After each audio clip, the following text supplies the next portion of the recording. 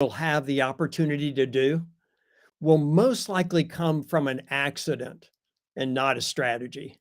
And in a world of strategies and metrics and measurements and noise, and I might add a lack of grounding, the risk is that you'll never pursue it, or more likely, you will miss it altogether. John, as always, your words inspire me and make me think in new ways. You're back for another episode. I'm grateful for that. But tell me about accidents and strategies. I mean, is that how the whispers started? Well, actually, the whisper started when really at the beginning of the pandemic. And like probably so many of us, where everything came to a sudden halt. For me, actually, and the work I do on integrity, ironically, when something is thrust at you like that, where so many would look at what's wrong with that, I looked and said, wow, this is holy ground. It rips away the veneer, it rips away all of our assumptions.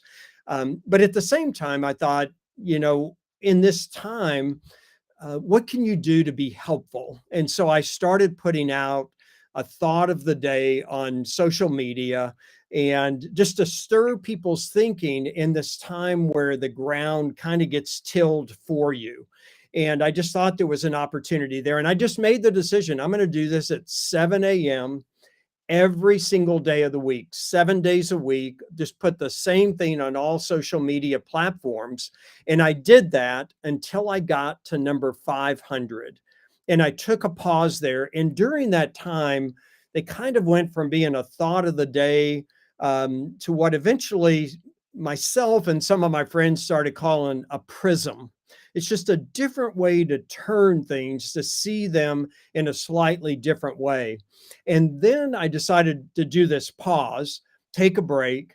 And then when I started back up, I thought, what these really are whispers. They just kind of stir your thinking a bit. And I decided, whispers don't come in a predictable fashion.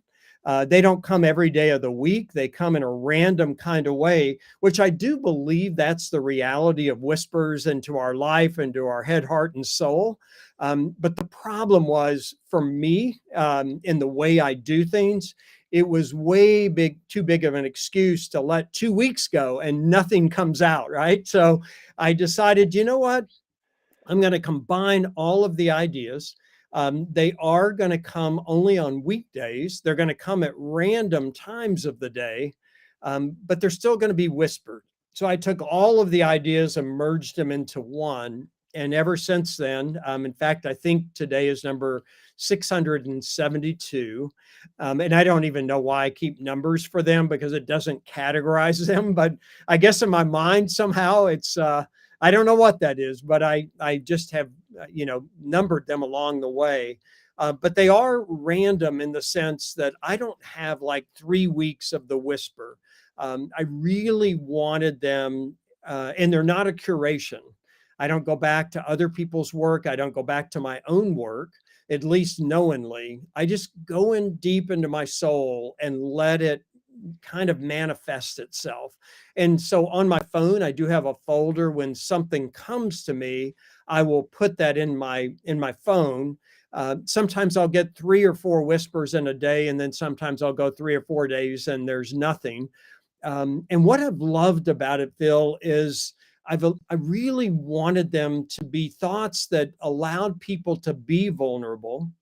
And if I wanted them to be vulnerable, I needed to be vulnerable myself. And so there are times when the whispers go out. I don't actually totally know what that whisper means. And every now and then I'll get a text or I'll get an email and say, what does that mean? And I always just respond, well, what did it mean to you? Which is kind of my code for, I don't totally know what it means, which gives enough space for the meaning to come to the one who's received it. So this is an unintended work that I do. But I find that it's taken me deeper into my own work on integrity to see things in ways that I think we don't typically see them. And that to me is what a whisper does for us along the way.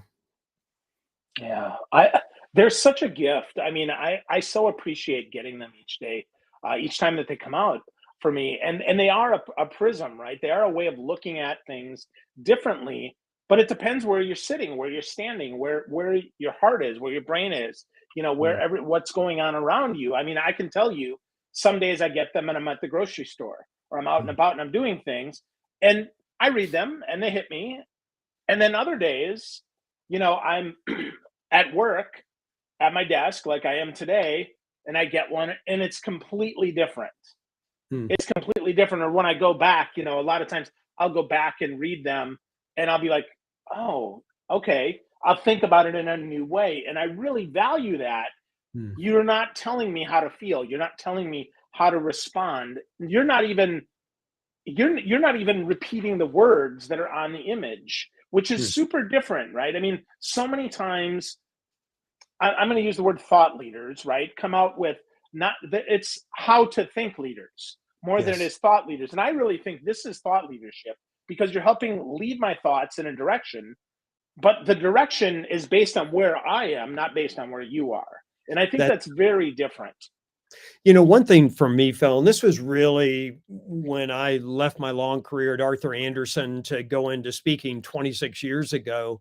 I remember the moment in that transition that I was very clear that in whatever I did on this journey, which eventually, was speaking and being an author, is that, or whether it's on a podcast, I didn't want to tell people what to think about, how to think about it, or here's the list of this or that.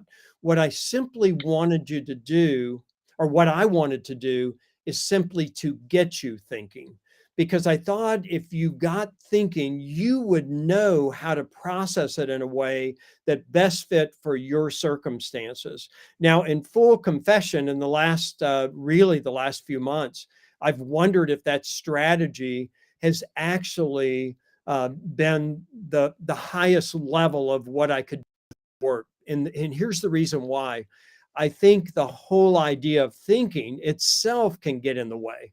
In fact, I think sometimes what we do is too much thinking, and and too little of sitting back and just being quiet. And there's certainly been a lot of movement around mindfulness and quiet, but I think there's a reason for that, and I think it's becoming even more important with the idea of all of the onslaught of artificial intelligence and the amount of data and thought and information that is coming at us.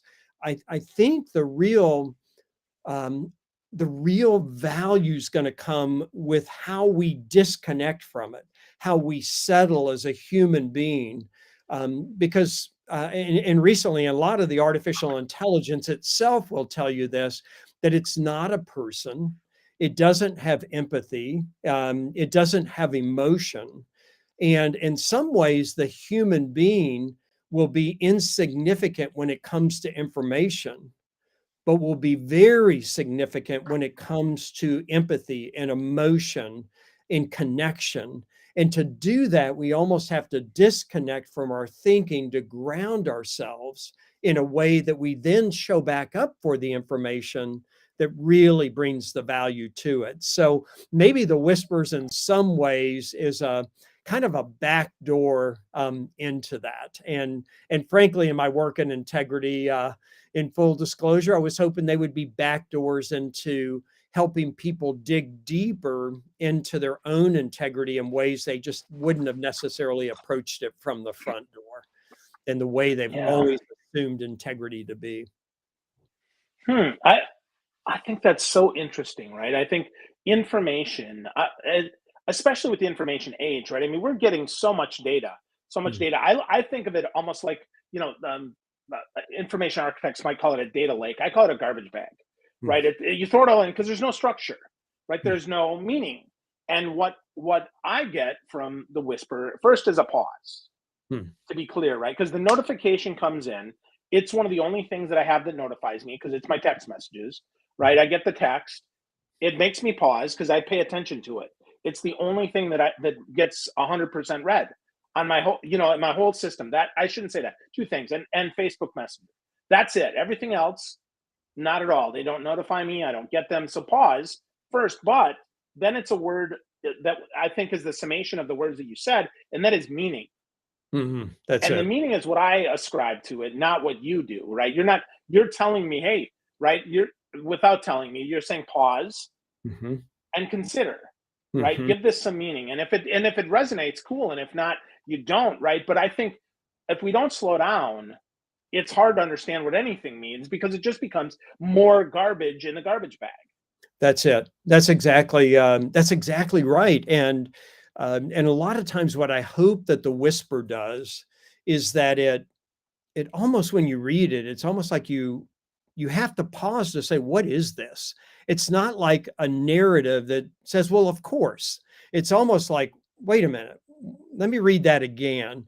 And then you're right. Then you begin to go to a place that defines the meaning of exactly what it's saying, or where it's leading you to wonder about. And maybe that's a good word too, is that it hopefully leads to more meaning and to more wonder. What is that? What is this? And what does it mean in my life? What is it saying about what I'm experiencing?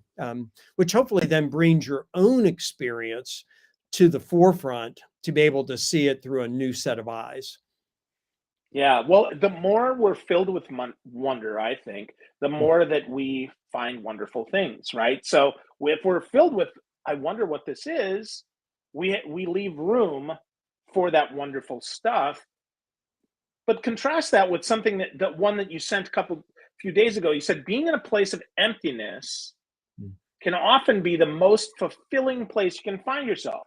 Well, that's is that opposite of being full of wonder? Or talk to me about that one, John, because that one kind of struck me, and I'm not quite sure.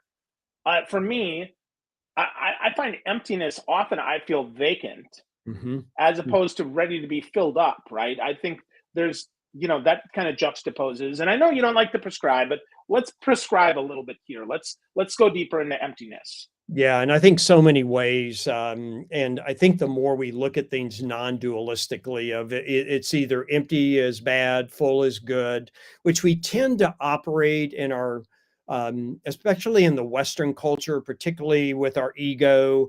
We like to divide things that way we can feel in control of them, we can get on top of them, and all of that serves us to a certain degree, but it's not the greatest degree. And so when we take something like emptiness, like I don't like when my fuel tank in my car is empty. And I don't like when necessarily my energy is empty. But what I would suggest is that our society, our environment, our culture says that more is better and full is best. Where what I think, when we think about something like emptiness, it's the paradox of it. It's the vacancy that lends itself to the potential. And when we're at a place where we empty ourselves, then we leave room for something new. And there's been so much written on the topic of letting go. Goodness, there's been a lot on the topic of cleaning out, right? That's all vacating. Often in meditation, they will talk about going to a place of, in so many ways, of emptiness, but of no thinking, to abandon the need to grab onto a thought. You can't stop thoughts from coming. That's the wonder of the brain and the wonder of the mind. It's designed for thinking. But what we can do is we can let the thoughts pass like clouds in the sky. We don't jump on the cloud, we just let it keep going. And so in many ways, our ability to abandon all the noise allows the room to manifest for new thoughts or deeper thoughts or more profound thinking, that is what leads us, I think, to see things in completely new ways. And in so many ways, maybe to a place that we don't feel like we have to pretend like we know everything. In fact, I would suggest the more I know, the more I understand the wonder of how much I don't know. which gives all kinds of possibility and desire and wonder along the way. So I don't know if any of that makes sense, but I do think it's the Hmm. paradox and the contra to a lot of the ways that we typically think. So when we're brainstorming, for instance, we're not brainstorming built on everything that we've always known. We're actually creating space to think about the things we've never thought about or think about things we have known in a way that we've never seen it before. Yeah. Wow. Well, that reminds me of a Don Henley song, right? The more I know, the less I understand, right? So Yeah. I totally, that totally resonates with me. And that brings up to, the most recent one that I got from you. And this one's about flow, which I really this was a big one, right? Integrity is less about where you stand and more about how you flow. So Mm. talk to me about that one, because flow is not, I would say flow is almost like fluid, right? It's in a non-steady state unless it's in a container. If that Mhm. container is us, then we can flow with it. There's still some constraint, but not as much constraint as there is if it's in a river, right? Yes, right, exactly. And so think about this for a minute. And I think part of what drives me on some of the whispers, not knowingly, but I see it when I post it, and then I'm doing my own observation of the whisper. One thing that I think when it comes to integrity, that I've seen after 15 years of really trying to go deeper and deeper into helping people reimagine integrity, is that I think we get locked in the way that we see it.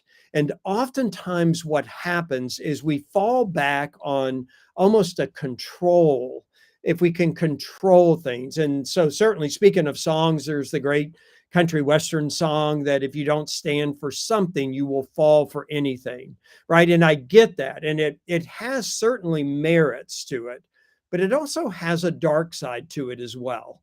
And that I absolutely know where I stand, and in so many ways, it's just the way that I understand in this moment. Let's contrast that with the opposite that says how dangerous it is just to go with the flow, right? And I talk about with integrity, I very specifically say one of the dilemmas is we don't go running away from our values, we go drifting away. And one day we wake up in a place we never meant to be, drifting in a direction we never would have chosen. So I get the idea how dangerous it can be to go with the flow. At the same time, as much as that is a dilemma, grabbing on and holding on to the way I see things or the way that I believe things could be the very thing that's keeping me blinded to a greater understanding. And so I love the verse of the song that you just brought up with the idea the more I know, the less I understand. Think about that for a second. Do I want to know or do I want to understand? And so what I would suggest that the opposite of that is true as well. And I think that's probably the beautiful intention is the less I know, the more I understand. And I don't know about you, but I would much rather understand someone than know them, because I think that Mm. in so many ways is the greatest sense of knowing someone or anything, as well. So part of that whisper that you mentioned on the flow, I keep trying to loosen people's grips on this black and white, right or wrong. This person has integrity. This person doesn't. The truth is that we all are in some degree of it. And actually, there are times where the flow is what brings us in to a deeper degree of integrity, a deeper degree of understanding, a degree of wholeness and connection. And so that's why I think the idea of letting loose of your strong stance and trusting where the flow will take you in a very intentional way, not in a blinded way. That's the drift. I think that's part of the reason that drove that whisper is to say, you know what, we need to loosen up a little bit. And if we did, we might find bridges of connection where there can be great differences between us.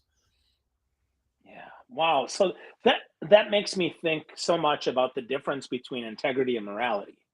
Mm, Because morality, for many, and I'm not suggesting there's a universal morality. There's clearly not. But I think for a lot of people, right, they drift away from their wholeness on the, on the raft of morality, and then they realize, holy crap, like how did I get here? mhm. Where did this happen, right? And I think that's a lot of times our challenge here as humans is that we suffer as leaders. We suffer from, okay, well, I got to hit my quarter end goal, I got to hit my year end goal, and then there goes my integrity because my morality says, well, I owe it to my company to give everything I have, and then we forget, well, you also owe that to your team, and you also owe that to your family, and you also owe that to the others that you've committed to. And there's no way you can give 100% to all of that.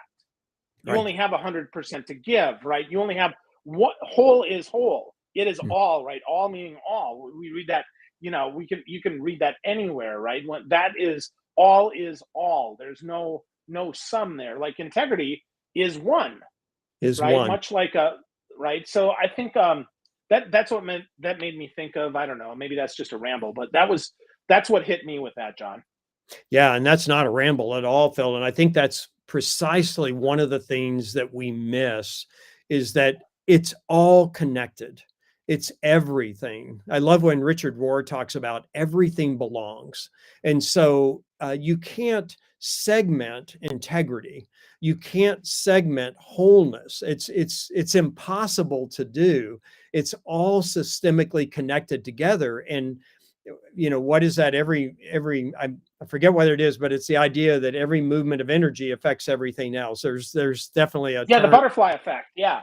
Yeah, right. Exactly. That's it. That's exactly right. So if we lose sight of that and say, well, I can accomplish this and meet my goal, not thinking it's going to have an impact on everything else, that's where we get very short-sighted. And therein lies the great problem. And that's true in relationships. It's true in anything that we're trying to accomplish. It's true in spirituality. It's true in politics. It's true in corporations that it's all systemically connected. It's all part of the greater whole. And when we try to segment it, and frankly, that goes to our very individualistic approach in our culture, is that when we try to do that, we try to silo it. It by definition lacks integrity, that it's impossible. And by definition, it's disintegrated. And so therefore it is not in a degree, it's not in a high degree of integrity. So I think you're exactly right about that. That's interesting. Yeah. It's so fun how hearing words in different contexts means so much different. At least for me anyway. Like the disintegrated makes, like, just the way you said it there struck me as so, like, obviously it's the opposite of integrated. And integrated is whole because disintegrated is parts, right? Right. Like the Death Star disintegrated, meaning the opposite of it being whole. And it's so interesting because often I'll speak for me, right? I know a lot of big words, Mhm. or maybe not big words. Mrs. Game would say 50-cent words or 25-cent words when I was in high school English, but they hit me differently now. I guess maybe because I'm listening, right? Maybe I'm hearing things with new ears and seeing with new eyes, many times because I have made some space. I mean, this is, this conversation is space for me. Certainly, if there's someone else that joins us that has a comment, I love having them and sharing that with them.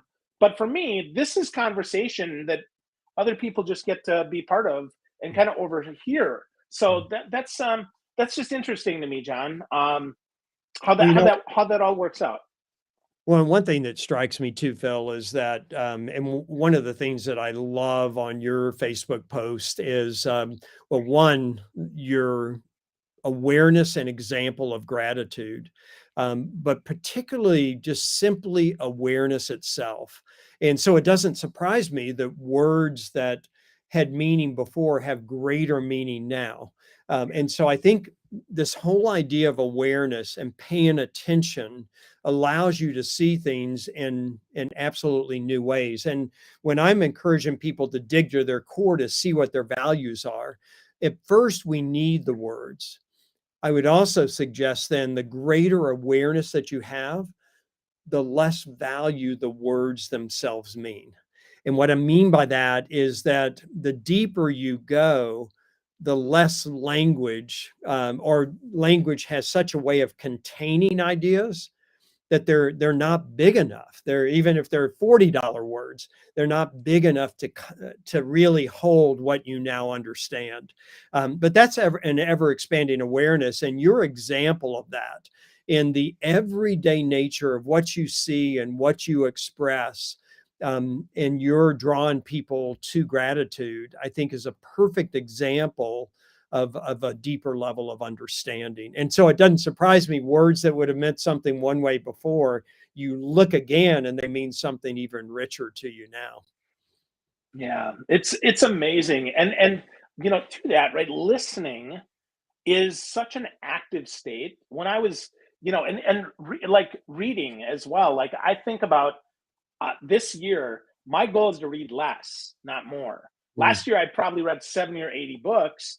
And I'll tell you, I bet I implemented zero ideas. mm, This year, I'm going to purposely read less and do more and mm. be like, and really be deeper on that. I mean, that's one of my themes for the year. And it's interesting that, again, right, the more I consume, the less I do. Well, my goal is to do.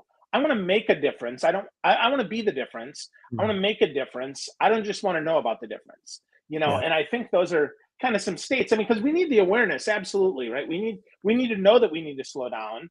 mm, Okay, then we need to slow down a little bit. And then we need to be a person who slows down so mhm. that it becomes nearly automatic. Is that making any sense at all, It John? makes Yeah, it makes total sense. In fact, in so many ways, you just described a practice of emptiness, to make space for what really does matter, and that can make space physically. It also can make space mentally to be able to lean in. I mean, it sounds so cliche because it was a cliche, but it's the idea that less is more. That's so true when we really are trying to go to a deeper place. And so I think that's exactly right. Now, it also is true that you've built a significant foundation of reading and knowledge and information to be able to let it go, to be able to move from that, and in so many ways build on that. But it probably needs the space of emptiness to be able to, move that forward. Yeah. Yeah. Well, and to really flourish instead of just continuing to dig, dig, dig, dig, dig, plant, plant, plant, plant, plant. I mean, you have to reap. You can't, or you have to sow. You can't just reap. That's it. So, or the other way, right? So, yeah. So with that, we could lots of stuff here about this, but I want to talk specifically. I know, John, that you talk to a lot of leaders and a lot of folks who give them, that have the title of leader. Where do they struggle with listening to the whispers? Where do they struggle with that, and how do they overcome that? Well, I think the biggest struggle is, and one thing I have found, and I think it's a conditioning because I believe we're wired for whisper. We literally are wired for that. If you watch children before they get too busy, we're wired by design for the whisper, but our conditioning is more, faster. And so one of the things I find is that over time, it's not only that a leader can't do silence, it's even worse than that. They're terrified of it. It's shameful. It's unproductive. And so you can't hear whispers when you're going 1,000 miles an hour. And those that find the courage and vulnerability to do that, they're criticized. They're people wonder about them. And I know in my leader version of the book Return on Integrity, one of the things I suggested is that if I was on a public board of directors or a public company board of directors, I would require the CEO to go away for an entire week. No board minutes, no strategy, zero. They literally had to go and simply be in quiet for a week. And I believe that that week would get redeemed over and over and over again. Um, so a lot of times for leaders, it's the pressure around them. For many leaders, though, in conditioning, it's the pressure within them. In other words, this isn't productive and they don't have a practice of it. And therefore, there's no way for them to hear the whisper. Or when they hear a whisper, they try to control it. They try to immediately figure it out. I see this all the time when people are first trying to dig for their core values. They want to name behaviors, needs, and wants. They're grabbing for the answer, for the outcome, so I can get on with it, so I can see the results of it. And so I think that's probably the greatest challenge is integrity in our core has no rush to get anywhere. And leaders often have and I totally get this, they have every reason to rush to get to any metric, any measurement. What is the next thing? And so this creates quite a collision in our leadership and organizations because the organizations, very much in the cultures of those organizations, get molded in their leadership. And if their leadership is void of that, then this is what we get. We get organizations that are simply responding to metrics and measurements and Wall Street and all of these exterior things that simply don't understand or value any of the interior things. And this creates quite a dilemma. And it takes a leader of enormous courage and confidence to be able to push through that, to be able to lead anyway, regardless of what others are saying. It's quite a challenge that we have in our culture, um, where we're trying to, for all the right reasons, to perform better, to create more. But oftentimes that is a road to complete destruction. Maybe not overnight, but certainly over time. And that's destruction of organizations, but it's also destruction of the individuals that participate in that along the way.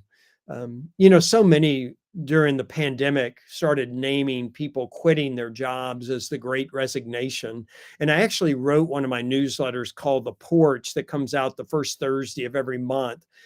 And oftentimes, especially in the consulting world, because that's the world I grew up in, um, I find that there's a term that all of a sudden it just catches fire. And all of a sudden, all these consultants are using it like it's the greatest new thing. And it is the 50-cent word, right?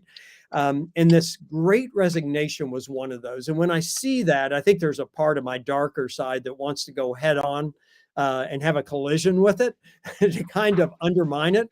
And I said, I don't think this is the great resignation at all. I think it's the great reevaluation because for the first time in almost everybody's life on this planet, they actually were forced long enough to unplug, to actually start seeing the life that they were living. And so I think people started seeing through more honest eyes. And I think I get the resignation and the practical matters within business. I totally get that. But I think we also have to say what actually is happening here.